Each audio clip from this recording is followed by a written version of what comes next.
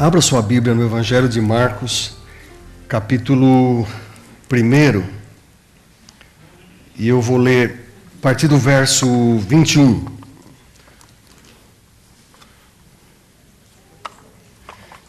Evangelho de Marcos, capítulo 1, a partir do verso 21. Diz assim: Eles foram para Cafarnaum, e logo que chegou o sábado, Jesus entrou na sinagoga e começou a ensinar.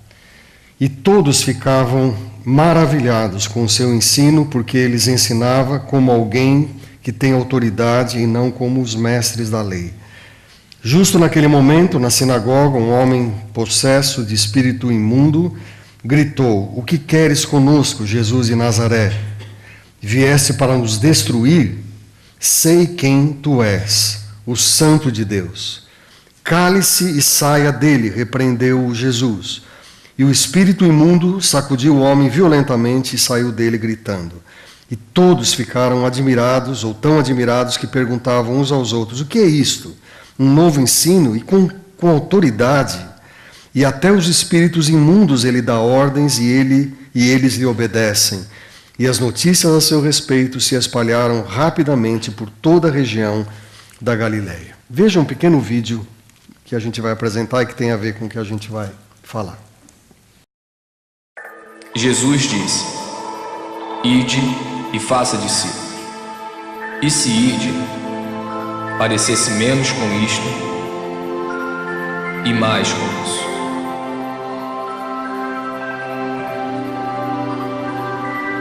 E se fazer discípulos parecesse menos com isto e mais com isso.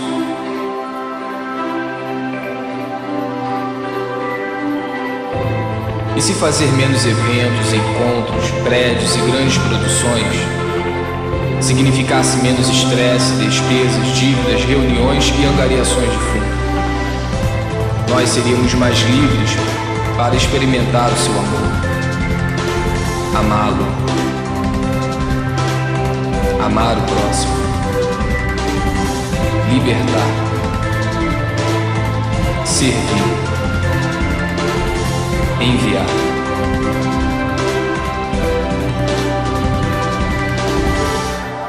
E se ao invés de fazer concertos, bazares, palestras, boletins e erguer prédios, nós fizéssemos mais discípulos para amar, cuidar e ensinar as pessoas, como ele fez, e como ele fez, e eles fizeram. Esta é a nossa missão. Este é o grande chamado: amar, libertar, servir, ir onde se fizer necessário. Isto é discipular. Isto é igreja.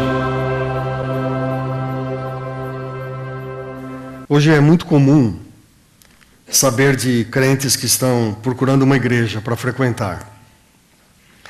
Hoje é muito comum o marido chegar para a esposa no domingo pela manhã ou à noite e dizer assim: "Qual igreja nós vamos hoje?" Porque há muitas opções, às vezes perto de casa. E as pessoas então estão hoje com a possibilidade que não existia algum tempo atrás, de escolher a igreja que quer ir. E já foi o tempo em que a igreja era frequentada pelos vizinhos da igreja. Alguns mais rodados aí lembram disso.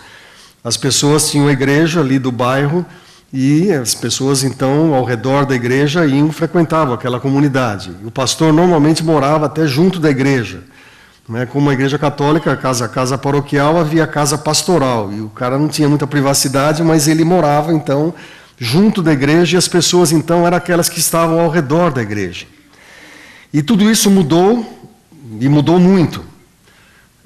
Tem gente que vem de longe, e eu acabei de saber de um casal que foi apresentado aqui logo no começo que eu cheguei, que vem de longe para vir para cá.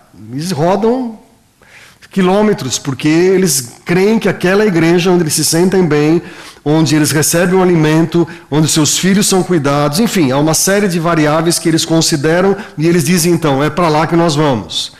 Mas isso é coisa recente. Ou seja, isso não é uma coisa que existia.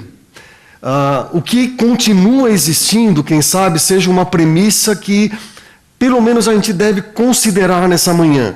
E a premissa é a seguinte, que a igreja precisa atender às minhas necessidades. De certa forma, isso é real. E tem que acontecer.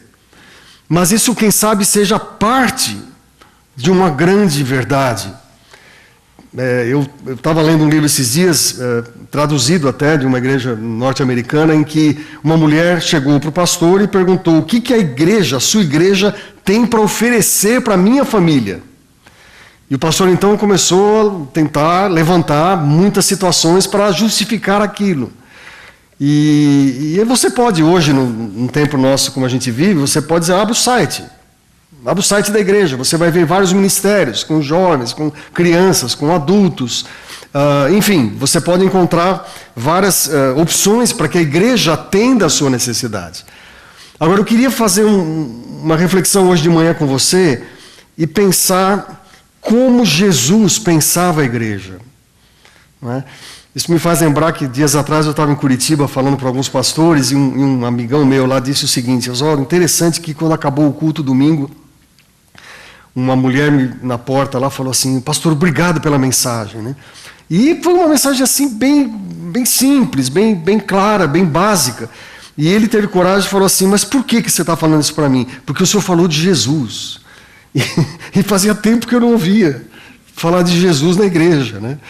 A gente começa a ouvir recados, né, de autoajuda, palavras, né, alguma coisa assim que anime a gente, que faça a gente levantar para a semana e tal, mas pouca coisa sobre Jesus. E aquela mulher então falava assim: obrigado, pastor, porque o senhor falou sobre Jesus.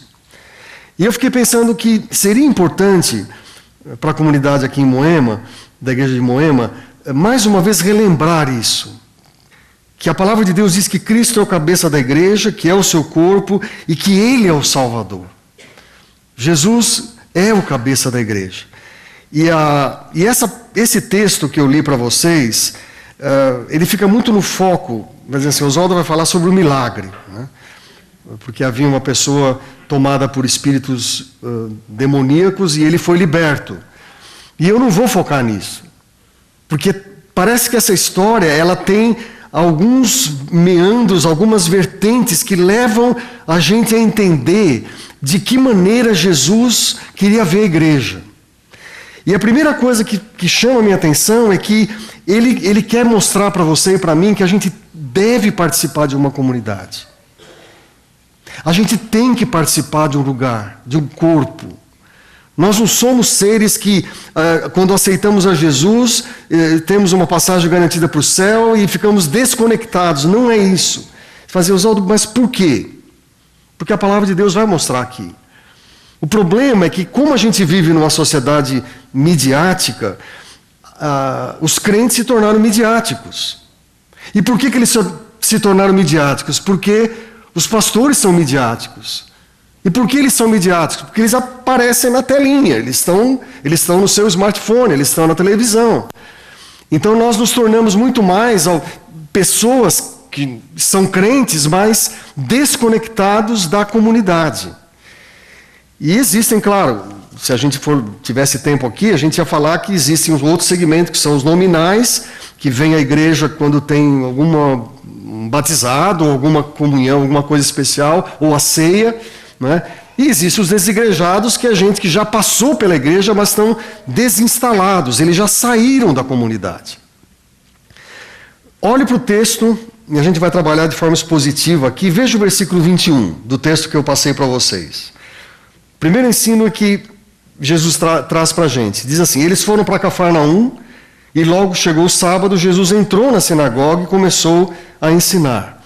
Bem, a gente lendo a partir daqui, não dá para a gente, quem sabe, ter o contexto claro, mas o contexto antecedente, o que acontece? Jesus está começando o ministério, depois de passar pela tentação, e ele chama 4 homens. Ele chama Simão, André, Tiago e João para serem os seus discípulos. E é interessante que quando Jesus chama esses homens, ele faz o seguinte, a palavra de Deus diz aqui: eles foram para Cafarnaum, e logo que chegou o sábado, eles entraram na sinagoga. Ora, o que a gente poderia imaginar Jesus chamando 4 homens para segui-lo? Ele fazia um cursinho rápido de treinamento missionário e dizia assim, daqui uma semana vocês estão saindo para a rua. Vocês vão pisar aqui as ruas de Jerusalém, a Palestina, vocês vão andar, vocês vão pregar. E pode ser que eu esteja totalmente enganado, mas o que me dá a entender é que Jesus traz aqueles homens junto com ele para entrar na sinagoga. Para que eles entendessem que existe uma vida comunitária na vida de um crente. E a primeira coisa que Jesus faz é exatamente isso, é trazê-los para a comunidade. Então eu queria que você entendesse nessa manhã, até o Paulo estava falando isso sobre missão, não há missão sem comunidade. Não existe isso. Podem existir organizações como CEPAL, como Jocum e tantas outras. Elas são organizações e elas permanecem como organizações que servem à igreja. Mas a missão, ela acontece na igreja, na comunidade. A luta que a gente enfrenta, que vocês acho que vão concordar comigo, é que essa sociedade, que ela não é somente midiática, ela é profundamente individualista. Então essa é a luta que a gente enfrenta para ser igreja, porque as pessoas vão, de alguma maneira, lutar para entrar e sair sem ser tocadas, sem ser, de alguma forma, colocadas dentro de um processo de comunidade. Para vocês terem uma ideia, eu tentei buscar essa informação sobre pessoas que moram hoje sozinhas. Nos Estados Unidos, já praticamente 30% da população mora sozinha. Se você for para o Japão, pula para 30%. Suécia, Noruega, Finlândia, Dinamarca, 45%. Sozinhos. E o Brasil, nos últimos 20 anos, pulou de 2,5 milhões de pessoas para 7 milhões de pessoas morando sós. Então esse é o quadro. Esse é o grande desafio de igreja hoje. Por quê? Porque não é o caso de você vir ou não vir à igreja. Eu não estou dizendo isso. É você fazer parte de uma vida da igreja. Há muita gente que vem à igreja. Mas parece que o que Jesus queria ensinar àqueles homens que depois iam andar com ele é que eles têm que ter uma vida na igreja. Uma vida comunitária.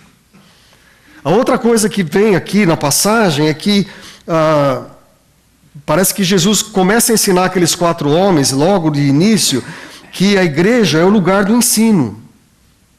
A igreja é o lugar do discipulado. Volte os olhos aí, versículo 22, mesmo no final do 21, diz que ele começou a ensinar e todos ficaram maravilhados com o seu ensino, porque eles ensinavam como alguém que tem autoridade. Devem existir ao redor de 250 mil igrejas no Brasil. Quando eu falo igreja, são igrejas templo, né? Um lugar onde você se reúne. É muita igreja. Quer dizer, nós estamos crescendo rapidamente numa proporção que nunca aconteceu no Brasil. Se bem que na última década já caiu um pouquinho. Tem uma área de pesquisa lá na CEPAL que a gente trabalha, então já caiu um pouco nesse último censo. Não estava crescendo como na década anterior. De qualquer maneira, são muitas igrejas. A pergunta que a gente tem que levantar do texto é se a gente está realmente pregando essa palavra. E eu conheço vocês, eu conheço o pastor de vocês, e eu quero apenas dar, quem sabe, alguns insights de algumas coisas que estão acontecendo. Não existem mais sermões expositivos. Raramente. Ele falou que eu sou de uma origem presbiteriana, né? E o presbiteriano, eu fui para o seminário, fiquei 5 anos lá, e a gente tem uma tradição de pregar um versículo, né, Paulo, e tentar daquele texto levantar um tema, e do tema levantar um texto. E depois eu, por várias razões, comecei a cruzar as linhas denominacionais, comecei a conviver com gente da CEPAL, fui discipulado por gente da CEPAL, e aí eu comecei a ver que eu tinha que pregar a Bíblia.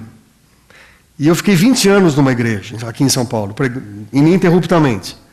E eu comecei a pregar livros inteiros. Eu pregava textos, pegava o livro e as pessoas vinham e falavam, vamos continuar. E hoje, por várias razões, nós não temos mais essa essa jogada de realmente traduzir a palavra e pregar a palavra. E a gente se esqueceu que Paulo disse a Timóteo que essa palavra instrui, que essa palavra corrige, que essa palavra edifica, ela admoesta. E porque a gente tem que crescer numericamente, as igrejas passam a criar mecanismos de falar alguma coisa que caia bem aos seus ouvidos. E os nossos ouvidos são seletivos.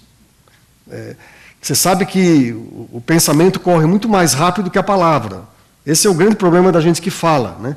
Que enquanto eu estou falando, vocês já pensaram coisas muito lá na frente. E eu tenho que terminar de falar, e vocês já estão lá na frente. Então, os ouvidos são seletivos.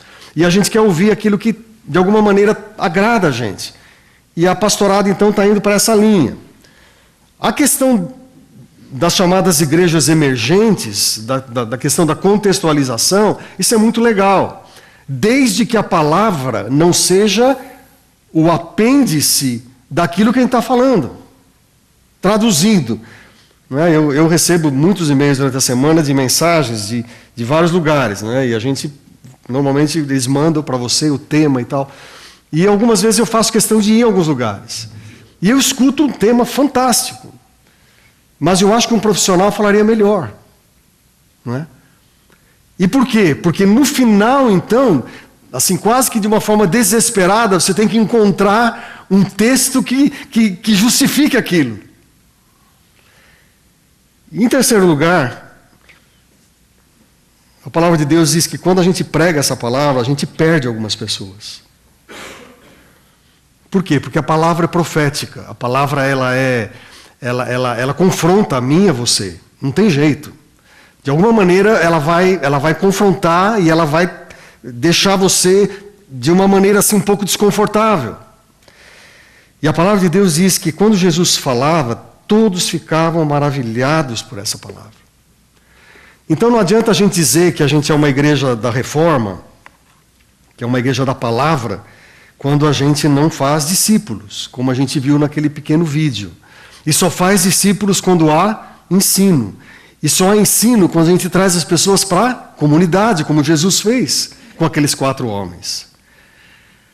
Terceira coisa que eu queria compartilhar com vocês é que essa igreja é o espaço das pessoas serem abençoadas e curadas. Tem uma irmã de vocês nessa manhã passando por uma cirurgia. Não é? E vocês estão juntos. Por quê? Porque ela é parte daqui, ela é parte do corpo. Então, se ela está passando por uma dificuldade, vocês estão sentindo isso com ela. E nesse momento é que eu quero passar assim pelo texto que fala que dentro da sinagoga estava esse homem possesso. Ele não estava fora, como muitos. Ele estava dentro. Ele podia estar na rua, podia estar na periferia, ele podia estar jogado em algum lugar. Mas ele estava dentro. E existem 2 perguntas que ele faz e uma afirmação. 2 perguntas são: Jesus, o que você quer com a gente? A segunda pergunta que ele fala: você vem para nos destruir? E aí ele responde: eu sei quem tu és. Que coisa incrível isso. Eu sei quem tu és. Tu és o Santo de Deus. E Jesus, usando da autoridade dele, ele simplesmente disse àquele espírito: saia dele, e aquele homem foi liberto. Por que Jesus está fazendo isso? Por que ele está trazendo aqueles primeiros 4 discípulos para entrarem no meio de uma comunidade? Para dizer para aqueles homens: olha, eu podia levar vocês para um projeto missionário, eu podia fazer vocês aprenderem comigo, mas eu quero que primeiro vocês vejam o que é o corpo. E ele faz isso porque ele sabe que dentro desse corpo tem gente enferma. E essa gente enferma da alma, enferma do corpo, com problemas emocionais às vezes profundos, elas têm que ser tratadas. Gente que tem problema espiritual profundo, ligações históricas com o inimigo, elas têm que ser tratadas. E o lugar é a igreja.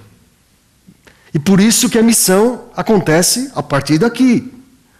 E eu queria que nessa manhã você percebesse como a gente às vezes ficou distante, por estar distante da palavra. Veja esse slide que eu queria mostrar para vocês.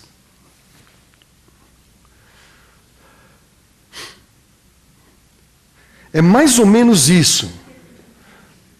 Não é? Então, a gente não tem que pregar uma doutrina forte, sólida, se existem possibilidades alternativas e dar uma coisa mais palatável, mais agradável. E a gente vai criando bebês bem grandes assim, mas que na verdade não tem raiz, não tem profundidade. Pode tirar.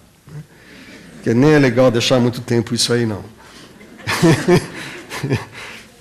O que eu estou tentando falar para você é que quem tem uma conversão genuína tem que passar por um processo de arrependimento e de fé. Nem sempre todas as nossas reuniões nós estamos reunidos com gente que professa a mesma fé. Às vezes eu vou a alguns lugares e parece que todo mundo está crendo no mesmo Jesus, especialmente quando tem louvor grande, muita gente cantando e todo mundo lá, né, feliz e cantando. E aí eu me lembro que primeiro que a palavra de Deus diz assim: não há um justo sequer, não há quem busque a Deus. Isso é a natureza, né? Como eu tenho uma tradição mais calvinista, então eu creio nisso mesmo, né? Porque não há um justo sequer. Não há quem busque a Deus, se não for por uma intervenção sobrenatural do Espírito Santo de Deus. Mais que isso, a palavra de Deus diz que quem não tem o Espírito não entende as coisas do Espírito. Então, tem muita festa, tem muito blá blá blá, mas na verdade, quem são aqueles que estão fazendo aquilo através de Jesus? Eu tenho algumas interrogações. A gente não pode ser ingênuo, que a palavra de Deus diz que o Evangelho ainda é loucura, né? A pregação do Evangelho é loucura. Então, assim, só para tentar caminhar e terminar minha palavra nessa manhã, a igreja precisa ser esse lugar que Jesus está ensinando os seus discípulos: vão comigo, antes de qualquer coisa, entrem, e vocês vão ver lá o que vai rolar. E aí o que está rolando na igreja é problema, é luta, é gente que precisa ser tratada. Nós não somos um grupo de pessoas que estão assim, esperando o próximo. John Stott falava, o Ray Steadman falava isso, né? Que era o próximo ônibus que ia para o céu, né? Então, tem crente que é assim, né? Que já está com o bilhete, tem um ônibus na porta, então nós já estamos. Não, nós estamos aqui precisando uns dos outros, tremendamente. Nós não temos níveis de espiritualidade, nós estamos todos debaixo da cruz. Nós todos debaixo da cruz de Cristo. Precisamos dela.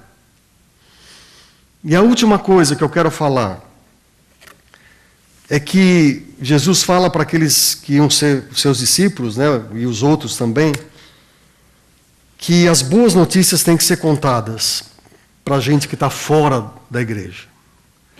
Isso está lá no final do texto que eu li, no versículo 28, que diz: as notícias a seu respeito se espalharam rapidamente por toda a região da Judéia. Por que isso não acontece? Essa é a pergunta. Por que isso não acontece? Primeiro, porque a gente gosta de viver junto de pessoas que são iguais a nós. Pessoal, é normal. É normal. Eu prefiro estar do lado de gente que confessa a mesma fé. Eu tenho 3 momentos na minha vida. Eu trabalhei na indústria automobilística por mais ou menos 14 anos, na Ford. Depois eu fui para a igreja. Não adianta você somando os anos que não vai dar certo, não vai bater.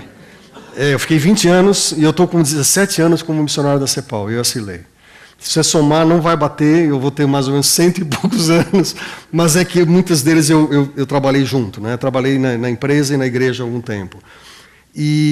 Mas é interessante que quando eu estava na Ford, às vezes tinham crentes que me conheciam lá, e eu trabalhava numa área de pessoal também, na engenharia, e eu lembro que um cara vinha e falava: Oswaldo, me transfere de lugar, por favor. Eu falava: por quê? Porque eu não aguento mais. O pessoal lá é muito... Eles falam palavrão, eles são corruptos. Eu falei: meu, você espera o quê? Você não está numa igreja. Você está numa empresa, numa multinacional. Volta para lá, cara. Eu sempre conto essa história. Algumas vezes eu entrava na minha sala, e naquela época, acredite porque existia, tinha um negócio chamado vai e vem, que você levava, o cara levava um envelope e o boy passava e pegava e levava e trazia outro. Às vezes estava lá, Oswaldo Prado, eu abria, tinha uma revista pornográfica, anônima. Oswaldo, divirta-se. Não sabia quem era. Mas provavelmente eu tive contatos com gente de fora muito mais do que tenho hoje.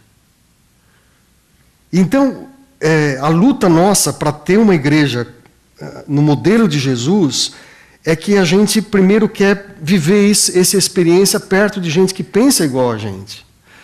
E Jesus entra na sinagoga e mostra para eles que a coisa estava acontecendo lá e estava pegando. Mas que depois das bênçãos, fala, agora, vocês caiam fora. Fica fora da caixa, para que a missão realmente aconteça. Eu queria que nessa manhã, vocês que estão formando uma igreja tão jóia aqui nesse lugar, em pouco tempo vocês cresceram, se estabilizaram, formaram uma igreja, e aí vocês percebem, tem lutas? Tem. Mas tem que orar para Deus realmente colocar a mão. Mas, o que é mais importante é que esse lugar seja um lugar de acolhimento, onde as pessoas que entrem, algum dia, elas possam sair. Às vezes eu penso assim, que naquelas igrejas primeiras da era cristã, se você faltava umas 2, 3 semanas, ou um mês, e você voltava e falava assim, cara, que deu fulano de tal? O pastor falava, foi. Já foi, não está mais. Mas ele não foi para fora, ele foi para a missão. E alguns segurando as cordas. Essa é a igreja que Jesus quer. E outros ficam aqui, mas precisam ser tratados. Há problemas que precisam ser tratados como Jesus fez naquela vez lá dentro da sinagoga com aquele endemoniado. E quem sabe a gente possa sonhar com uma igreja que seja a igreja da palavra, que não abdique do texto da palavra, que a gente não invente teologias novas, né, porque a gente está cansado de ver isso no Brasil.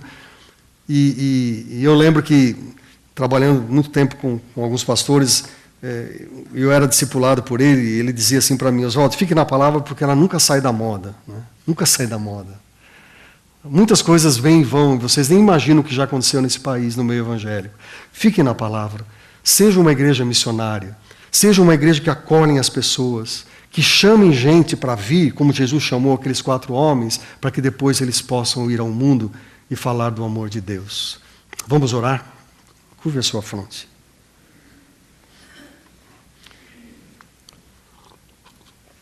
Eu queria que você tivesse um tempo aí, quem sabe uns 30 segundos, para ouvir Deus, ouvir o que o Senhor tem a falar. Quem sabe alguma área, falar, Oswaldo, quem sabe eu precise trabalhar melhor essa área na minha vida, para entender mesmo e servir melhor aqui.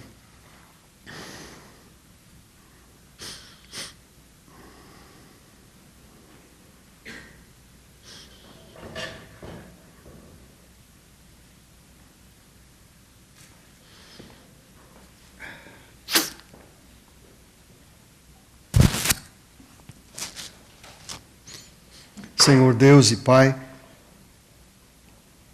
muito obrigado, Pai, porque o Senhor deixou registrado na Tua palavra certos momentos da sua vida que foram marcantes, eu sei, para o Senhor e para os homens com quem o Senhor andou, mas que serve também de baliza, de ensino para nós, de como vivemos como igreja. Muito obrigado, Senhor, porque o Senhor mostrou para aqueles homens que valia a pena entrar na sinagoga para ensinar e viver em comunidade, criar raízes num lugar. Lembrando até a passagem do salmista que diz que o ímpio não é assim, o ímpio é como a palha que o vento dispersa, mas o justo é como uma árvore plantada junto a ribeiros de águas e que no devido tempo dá o seu fruto e tudo quanto faz será bem sucedido. Deus, eu peço que aqueles que estão aqui criem raízes verdadeiramente e que sejam pessoas, homens, mulheres, jovens que deem frutos para que o Teu nome seja conhecido. Ajuda-nos, Pai, nesse momento tão difícil da igreja, a sermos uma igreja da palavra, não abrirmos mão, mesmo que tenhamos que remar na mão contrária, mas que a gente saiba que a fidelidade àquilo que o Senhor deixou registrado é o segredo realmente de uma vida séria com Deus. Ajuda-nos, Pai, e põe a tua mão sobre essa igreja e dê a ela a tua bênção. É a minha oração em nome de Jesus. Amém.